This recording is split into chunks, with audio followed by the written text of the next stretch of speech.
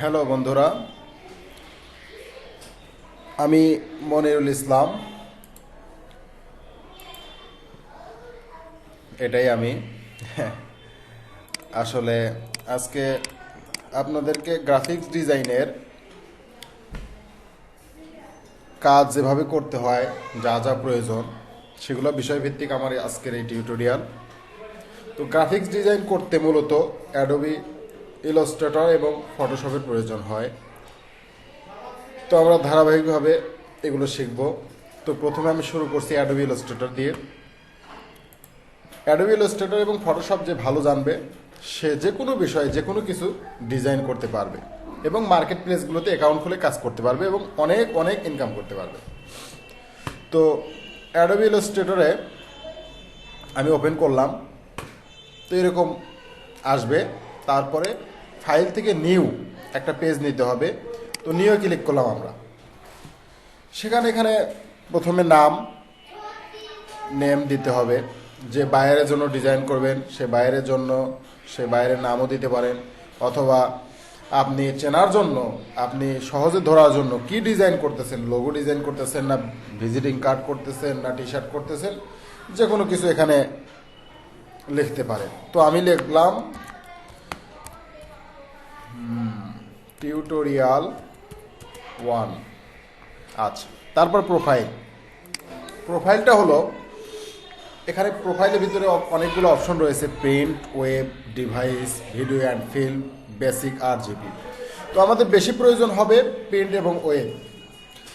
যে কোনো কিছু প্রিন্ট করার জন্য হলে এই প্রিন্টটা করতে হবে, সিলেক্ট করতে হবে। আর যদি ওয়েবসাইটের জন্য তৈরি করতে হয় যে কোনো ডিজাইন, সেটা ওয়েব সিলেক্ট করতে হবে। তো আমরা প্রিন্টে সিলেক্ট করব নাম্বার অফ আর্টবোর্ড। তো এখানে আমরা সবসময় একটা আর্টবোর্ড নিয়ে কাজ করব, এই জন্য 1ই রাখলাম। আর যদি 2 করি তাহলে অনেকগুলো অপশন আসবে, কিভাবে মানে 2টা আর্টবোর্ড কীরকম থাকবে। এই যে এখানে সাইজগুলো দেওয়া আছে, এরকম হবে না এরকম না এরকম না এরকম, এরকম দেওয়া আছে। তো যাই হোক, আমরা সবসময় একটা নিয়ে কাজ করব। তারপর সাইজ উইথ কত, হাইট কত, এগুলো আমরা কাজের উপর বেসিক করে কোনটা কত হতে পারে সেভাবে দিয়ে নিয়ে কাজ করব। তারপরে এখানে CMYকে দেখতেছি, হাই 300 PPI দেখতেছি। তো আমরা এখানে যখন প্রিন্ট ইউজ করব তখন CMYকে এগুলা অটোমেটিকলি চলে আসবে। আর যদি ওয়েব সিলেক্ট করি তাহলে এখানে RGB এরকমভাবে আসবে। তো যাই হোক, আমরা প্রিন্ট সিলেক্ট করি, পেজটা ওপেন করব। প্রথমে ওপেন করলাম। তারপরে আমাদের ভালোভাবে এই টুলসগুলোর ব্যবহার জানতে হবে। তো টুলসগুলোর ব্যবহার যদি না জানি, কোনো কিছু ডিজাইন করা সম্ভব নয়। তো ভালোভাবে যদি টুলসগুলো মনে রাখতে পারি এবং টুলসগুলোর নাম, কোন টুলস দিয়ে কী হয়, সেগুলো যদি মনে রাখতে পারি, তাহলে আমরা ভালো কিছু ডিজাইন অতি সহজে করতে পারবো। তো ধারাবাহিকভাবে আমরা টুলসগুলোর আলোচনা দেখব, কোন টুলস দিয়ে কী হয়। তো প্রথমে এই টুলসের উপর মাউসের স্ট্রাকচার যদি রাখা যায় তাহলে নিচে লেখা উঠবে সেই টুলসের নাম কি। তো আমরা প্রথমে দেখতেছি এই টুলসের নাম হচ্ছে সিলেকশন টুল। সিলেকশন টুল দিয়ে কী কাজ করা হয়? তো সিলেকশন মানে সিলেক্ট করা।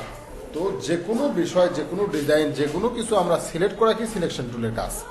যেমন দেখতে পারি এভাবে, যে এরকম একটা কিছু করলাম, করার পরে আমরা সিলেকশন টুলে ফিরে গেলাম, গিয়ে এগুলো 3টা একসাথে সিলেক্ট করবো। এখন তো সিলেক্ট হয়ে আছে একটা, তো আমরা 3টা যদি একসাথে সিলেক্ট করতে চাই তাহলে এভাবে মাউস বাম পাশে চেপে ধরে 3টাই সিলেক্ট করব। তো সিলেক্ট করার পরে তো এভাবে 3টাই সিলেক্ট হয়ে যাবে। তো আমরা জানলাম সিলেকশন টুলের ব্যবহার। এখন তারপরে আমাদের ডাইরেক্ট সিলেকশন টুল দিয়ে কী করা যায়। মনে করেন এইটা আমাদের এইভাবে মাউসের এই যে এই পয়েন্টটা টান দিলে চতুর্দিক গোল হচ্ছে। তো এখন যদি আমরা, এমনও তো হতে পারে যে আমাদের একটা সাইড গোল করতে হবে, একটা কর্নার আমাদেরকে বাঁকা করতে হবে, তাহলে এখানে আমাদের এই যে ডাইরেক্ট সিলেকশন টুল, এটার কাজ রয়েছে। এখানে ক্লিক করে আমরা এই অ্যাঙ্কর পয়েন্টে যে কর্নারটা মানে আমরা গোল করব, সেই কর্নারে একটা ক্লিক করব, তাহলে একটা অপশন চালু থাকবে। এখন এটা ধরে আমরা এটা টানাটানি করতে পারবো। এই যে গোল করলাম। তো ডাইরেক্ট সিলেকশন টুলে অনেক কাজ রয়েছে, যেমন আর একটা দেখানো যেতে পারে ডাইরেক্ট সিলেকশন টুল দিয়ে। আমরা এরকম কিছু আঁকলাম, তারপরে আমাদের মনে হচ্ছে এই সাইডটা আমরা একটু চিকন করব। তো এখানে আমাদের ডাইরেক্ট সিলেকশন টুলের কাজ রয়েছে। এখানে যদি এই অ্যাঙ্কর পয়েন্ট, যে অ্যাঙ্কর পয়েন্টটা চিকন করবো সেই অ্যাঙ্কর পয়েন্টে যদি ক্লিক করি তাহলে এরকম একটা আসবে। তো তখন আমাদের এই যে কনভার্টের এখানে দেখবেন এই যে convert selected anchor points to corner এটা লেখা আছে, এবং আর একটা আছে, এটাও আছে। তো আমরা এটা ক্লিক যদি করি এখানে, তাহলে এই সাইডটা দেখেন চিকন হয়ে গেল। তো এরকম ডাইরেক্ট সিলেকশন টুলে অনেক ব্যবহার রয়েছে। তো আমরা ডাইরেক্ট সিলেকশন টুল দিয়ে কাজ করব, দেখব আরও কত কী করা সম্ভব। তো ডাইরেক্ট সিলেকশন টুলে যদি রাইট বাটন ক্লিক করা হয় তাহলে নিচে দেখা যাচ্ছে গ্রুপ সিলেকশন টুল। তো গ্রুপ সিলেকশন টুল দিয়ে কী করা যায়, গ্রুপ সিলেকশন টুলের কাজ কি, তো আমরা দেখতে পারি গ্রুপ সিলেকশন টুল দিয়ে কী করা যায়। তো আমরা এরকম অনেকগুলো আঁকবো, আঁকার পরে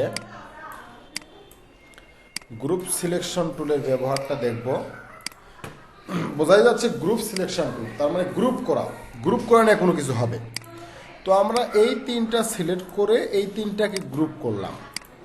আচ্ছা, তারপরে এই তিনটা সিলেক্ট করে একসাথে গ্রুপ করলাম, তারপর একটা থাকলো বাদ, এটাকে আবার সবার সাথে গ্রুপ করলাম।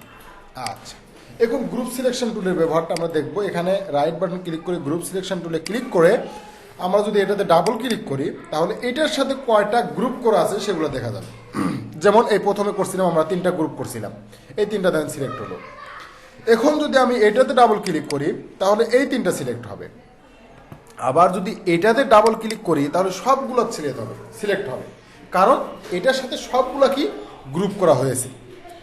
তো আমরা টিউটোরিয়াল বড় করব না, তো আজকে সিলেকশন টুল এবং direct selection tool and group selection টুলের আলোচনা দেখলাম। দ্বিতীয় টিউটোরিয়ালে আমরা ম্যাজিক ওয়ান টুল দেখব, লেসো টুল দেখব এবং পেন টুলের আলোচনা দেখব। তো সবাইকে দেখার আমন্ত্রণ জানিয়ে এখানে শেষ করছি। খোদা হাফেজ।